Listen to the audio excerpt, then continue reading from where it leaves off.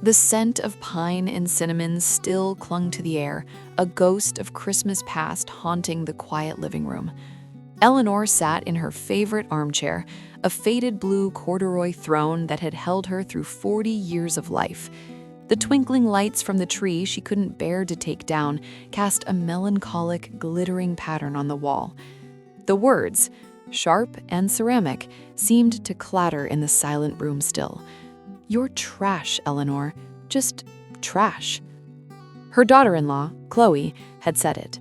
Not in a scream, but in a cold, clean whisper over the ruins of the Christmas cheesecake, a fragment of crust and a smear of cherry compote left on the platter. It was about the china, the heirloom bone china with the tiny rosebuds, passed from Eleanor's grandmother to her mother, then to her. Chloe had been loading the dishwasher with a clatter, and Eleanor, her hands submerged in warm, soapy water, had gently said, "Oh dear, those ones I do by hand, the gold rim, you see." That's when Chloe had turned, a beautiful, sharp silhouette against the bright kitchen lights, and delivered the verdict. Trash. Old-fashioned, fussy, inconvenient trash. The unspoken accusations hung in the citrus-scented steam. She was a relic, a burden. Her ways were obsolete.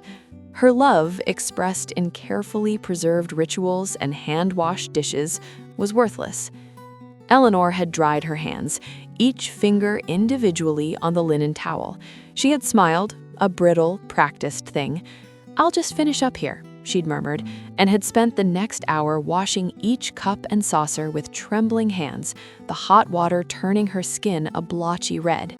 The laughter from the living room, where her son Mark, Chloe, and their 7-year-old Lily played with a new board game, felt like a distant, foreign radio station.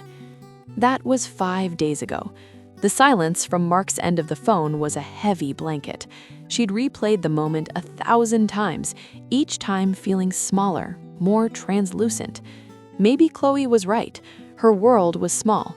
Grocery runs on Tuesday, library books on Thursday, a phone call with her sister on Sunday.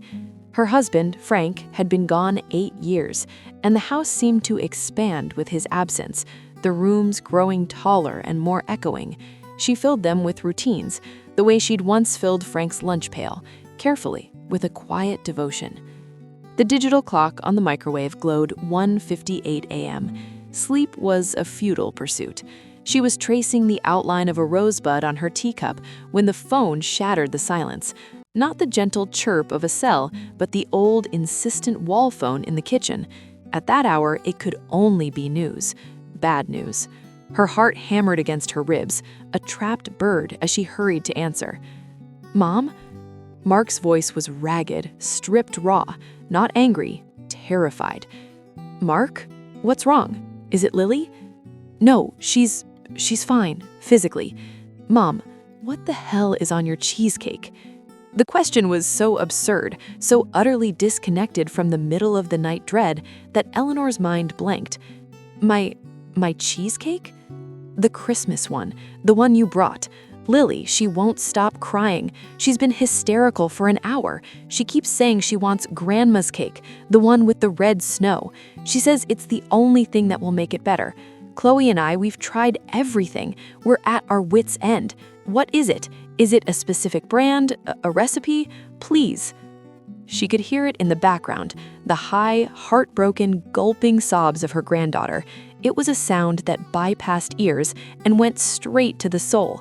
It wasn't a tantrum. It was true grief.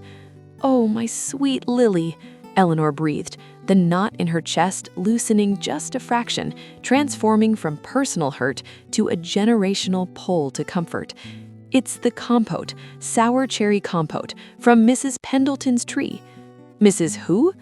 "3 doors down, the old sour cherry tree in her backyard. She lets me pick them every June. You remember, Mark, you used to climb it." Pause. The sticky tree that stained my t-shirts purple? That's the one. Eleanor's mind was already clicking into motion, the fog of heartache burned away by purpose. "I looked in your freezer, the top shelf, in the old Tupperware with the blue lid. There should be 1 container left. Thaw it in a bowl of warm water. Don't microwave it. Then put a spoonful on whatever you have: yogurt, ice cream, toast, anything. We looked. We tore the kitchen apart. It's not here. You must have taken it back. Eleanor closed her eyes. She had. In her wounded retreat, gathering her cake plate and her ruined dignity, she had silently taken the leftover container from their freezer, a petty, prideful act she now regretted deeply. "I have it," she said. "I'll bring it." "Mom, it's 2 in the morning. It's a 40-minute drive." "And Lily is crying," Eleanor stated, as if it were the only logical equation in the world. "Put the kettle on. I'm on my way." The highway at 2:30 a.m. was a river of darkness, dotted with lonely red taillights. Eleanor drove Frank's old sedan, the container of frozen cherry compote resting on the passenger seat like a sacred relic. Her mind wasn't on Chloe's words now, but on Lily's face, the freckles across her nose that multiplied in the summer, the way her entire body shook when she laughed, the serious concentration she applied to drawing pictures of fantastical creatures. She thought of the cheesecake itself. It was her mother's recipe. The crust was made from ginger snaps, crushed in a paper bag with a rolling pin, a job young Mark had loved. The filling required patience. The cream cheese brought perfectly to room temperature, the eggs added one by one. The ritual of it was a meditation. She'd made it this Christmas as she always did, a tactile prayer for family unity. The red snow compote was the final blessing, spooned over each slice just before serving, a vibrant, tart contrast to the creamy sweetness. She pulled into their driveway, a modern townhouse in a sleek development that always felt slightly temporary to her. A single light glowed in the kitchen window. Mark opened the door before she could knock. He looked younger in his rumpled t-shirt and pajama pants, like the boy who used to pad into her kitchen after a bad dream. "Mom," and the word was a whole sentence of apology and exhaustion. He engulfed her in a hug that smelled of laundry detergent and worry. Inside, the house was still, but with the charged stillness of recent upheaval. Toys were neatly stowed in woven baskets, and a sleek, minimalist Christmas tree stood in the corner. It was beautiful, and to Eleanor it felt like a hotel lobby. Lily's cries had subsided into shivering hiccups, audible from the top of the stairs. Chloe stood by the granite island, her barefoot designer pajamas elegant even in distress. Her eyes were puffy. "Eleanor," she started, her voice thin, "I am incredibly—" Eleanor held up a hand, not in dismissal, but in a request for a ceasefire. Later. First, the red snow. She went to the sink, filled a bowl with warm water, and submerged the container. The three of them stood in the bright kitchen, watching the frozen block of crimson slowly loosen its grip on the plastic. The only sounds were the hum of the refrigerator and the soft hiccups from upstairs. "What set her off?" Eleanor asked quietly, her eyes on the compote. Mark rubbed his face. "Nightmare. A bad one. About us disappearing. She woke up screaming. We did the usual, water, cuddles, checking the closet, but she just kept spiraling. She said she needed to feel anchored. That was her word. And then she said only the taste of your cheesecake, the red part, made her feel like that." Chloe let out a shuddering breath. "I tried to give her some strawberry jam. She said it was wrong love." A tear escaped down her cheek. "I feel like I'm failing at the most basic thing." Eleanor's heart, so recently bruised by this woman, gave a sympathetic throb. She understood the language of wrong love. It was the hastily purchased birthday cake, the store-bought cookie dough when you'd promised homemade. It was the distracted hug while staring at a phone. It was love that didn't take the time to translate itself properly. "It's not basic," Eleanor said, her voice soft. She tested the compote. It yielded, a glossy, jewel-like preserve. She found a little bowl, spooned a generous portion, and grabbed a teaspoon. It's the most advanced course there is. She didn't ask for permission. She just walked upstairs, following the trail of soft nightlight glow to Lily's room. The little girl was a small lump under a duvet covered in cartoon astronauts.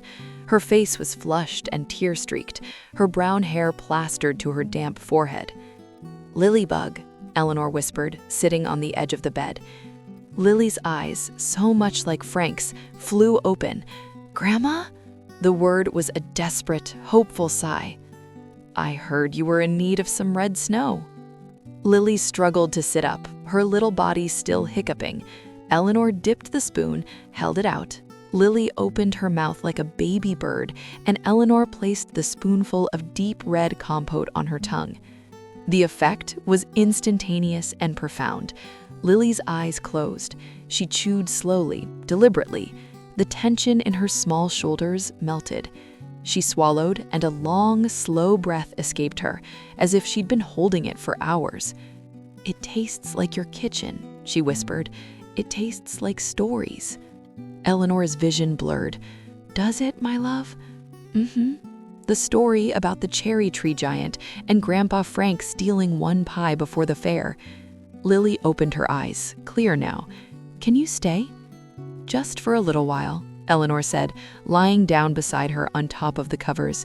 She began to tell the true story of Mrs. Pendleton's tree, of the June sun on her neck as she picked, of the plink-plink sound of the pits hitting the bowl. It was a boring story by any exciting standard.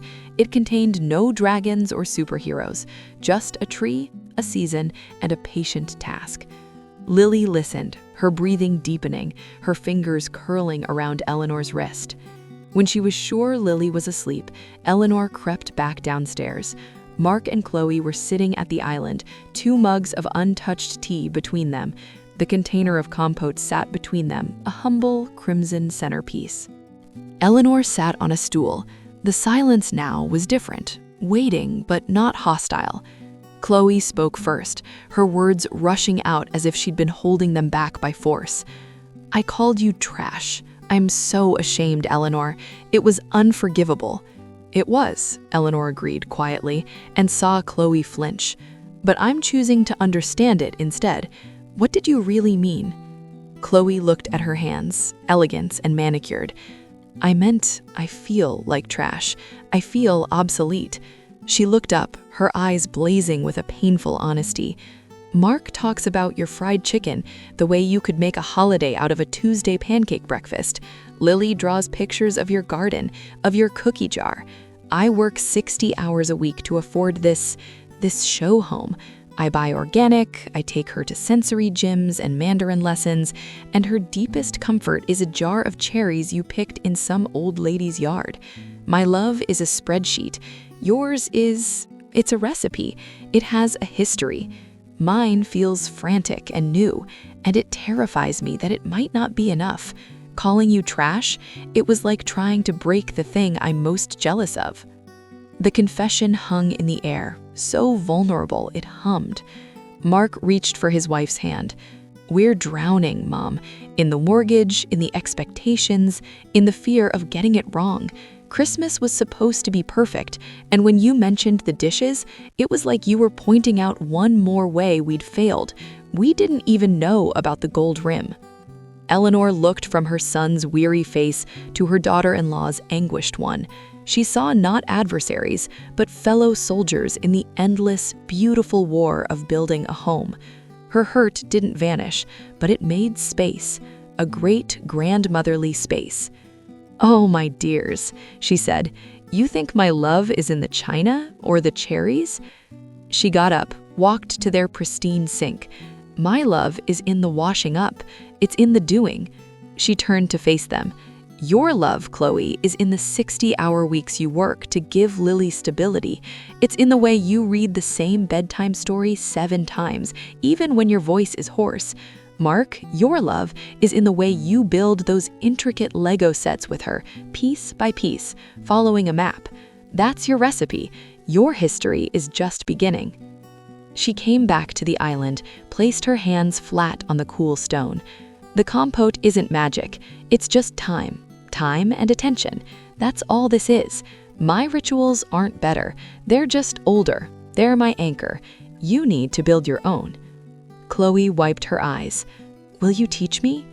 The question was so simple, so brave, that it felt like the first note of Christmas Carol. "Teach you what? To pit cherries?" "To anchor," Chloe said. Eleanor smiled, a real one this time, feeling it reach her eyes. We start with the dishes. Some go in the machine, she pointed to the modern dishwasher, and some she picked up a mug with a gold rim from their own set, a wedding gift she had given them. We do by hand, not because they're trash otherwise, but because sometimes the slowing down is the whole point. At 4 a.m. in the quiet, glowing kitchen, 3 generations found their way to the same sink. Eleanor ran the warm, soapy water. Chloe, tentatively at first, then with more confidence, washed the gold-rimmed mug. Mark dried it with a soft towel. They worked in a quiet, comfortable sink, the compote container sitting empty on the counter, its purpose gloriously fulfilled. They talked, not of big things, but of small ones. The best way to store blankets, Lily's newfound fear of tornadoes, the ridiculous price of avocados, the hushed, intimate talk of the night shift, of people keeping the world turning while everyone else sleeps.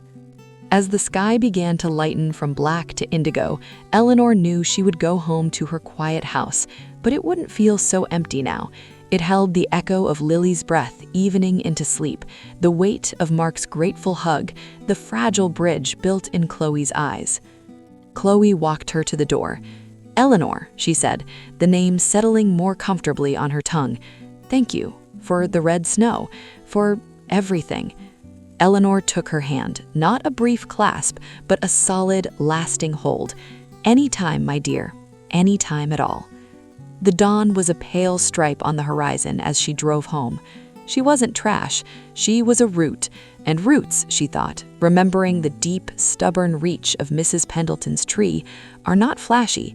They are often unseen, buried in the dark, mundane earth, but they are what hold the beautiful, blossoming things steady against every storm. They are what allow the taste of summer to be a promise in the deepest, darkest winter night. And that, she knew, was a love that could never, ever be obsolete.